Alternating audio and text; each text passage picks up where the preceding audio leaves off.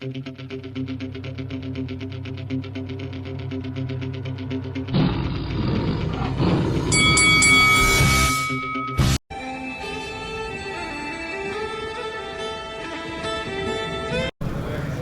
is FAISAL Khan for Lights Out in association with Shamrock Boxing. Delighted to be joined by Hamzah Sheeraz. Hamzah, how you doing? All good, brother. Yourself? Not too bad, thank you for asking.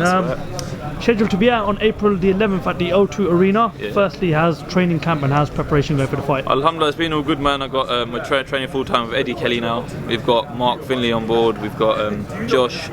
We've got my nutritionist Paul. So all areas are covered really. So there's come fight night, there'll be no excuses. And training's been going well. Still got I think 5 weeks left. So we'll just put my foot down and get on with things, inshallah. Last time we saw you, you were out in Birmingham. Yeah, Birmingham. Where you captured your first title, so congratulations on that. Thank you very much. The vacant WBO European Super Welterweight title. Yeah.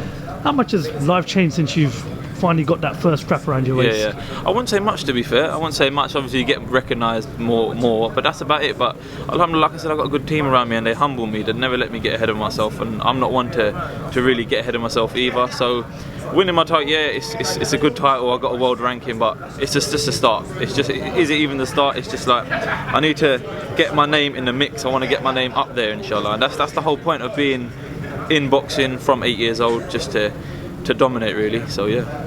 You're 10-0 now. Moving forward, what can we expect from you in 2020? We know you fight April 11th. Yeah. But what is it that you want for the rest of the year? And what sort of titles are you going to be eyeing up? Yeah, any titles really, whatever titles come my way.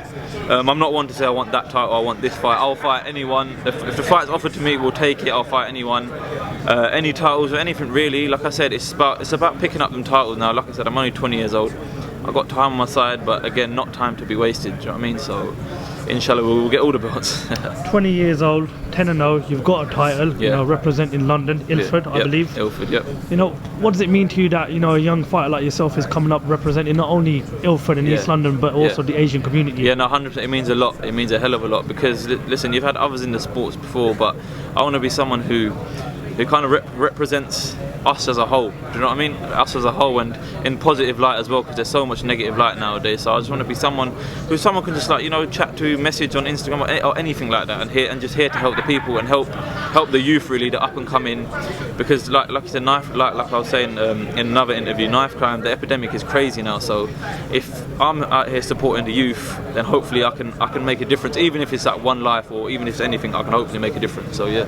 We'll talk a bit about knife crime. Yeah. Going forward, what can we do to prevent knife crime, to get rid of knife crime as a whole? What do you, as a fighter, and hoping to be an inspiration to younger up and coming people in London, what can we do to prevent knife crime from happening? Listen, like I said, I put up a post about a couple months ago, and I said if anyone wants to message me, make sure you message me. And I'll be saying it in my interviews as well, because I want to help, but I ain't got the platform to help. Obviously, I've got social media, but there's only so much social media can do.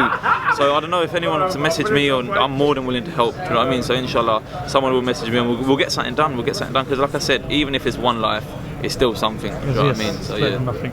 Is it worrying for you that the knife crime day by day is rising in the city of London where you live? Yeah, no, 100%. It's the youth, isn't it? That's the main thing. There's not, like you said, there's not many role models, not many inspirational people they look up to, and the ones they do look up to is the wrong ones. Do you know what I mean? And also that, but there's not many opportunities for them to channel their negative energy into positive energy. So like I said, if someone wants to message me or whatever, if anyone's watching this interview, just message me, and inshallah we can get something done.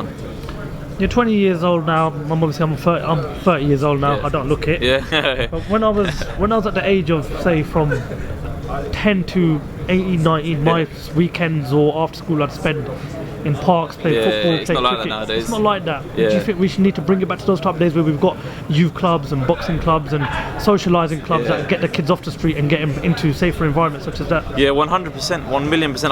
I think that's the way to go, and that's the way to be about things.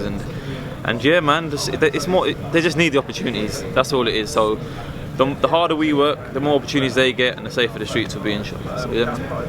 10-0, ranked 16 in the UK. Fighters such as Brook, Sam Egginton. When are you going to be targeting these type of fights? And especially fighters like Ian Smith as well. Yeah, all in due time, man. All in due time. Obviously, they're still a league above me at the minute. But inshallah I'll get there. Like I said, I'm only 20 years old, and I've got plenty of time, but there's no time to be wasted as well.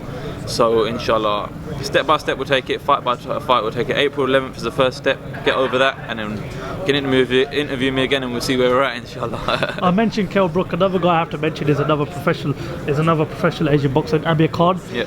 That fight doesn't look as if it's going to be happening anytime soon. I want to get your thoughts on it. Why hasn't that fight happened? One, and two, if that fight did happen, who would you predict to win? To be honest, I don't know why it ain't happened. I think it's a fight that should happen. I wouldn't be surprised if it happens anytime soon, because they're both kind of at the end of their careers now. Do you know what I mean? So it makes sense for both of them to happen, but I couldn't tell you why it ain't happening. But if it happened, I'd say Khan would nick it on the speed, but you never know with Kell Brook, because after his last performance, he was looking quite dangerous and quite sharp. So yeah, man. One final question: who have you got as the king of the super welterweight division right now? King of the super welterweight division. That is a good question. I'd say it is probably Jarrett Hurd, because he's back on top now, and plus the way he's big, and there's the other guy who won. What's his name? I don't know. I forgot his name. He just beat the reigning champion. I forgot his name, but him as well. Both of them. It's an open division. It's the most open division out there. Exciting as well. Exactly. Well, Hamzah, listen, pleasure to finally get you on Lights Out. Thank you very much. Good luck for April the 11th, and we look forward to speaking to you soon. All good, inshallah. Thank you, man. Thank you, brother. Wicked FAISAL, man. Thank you, yeah.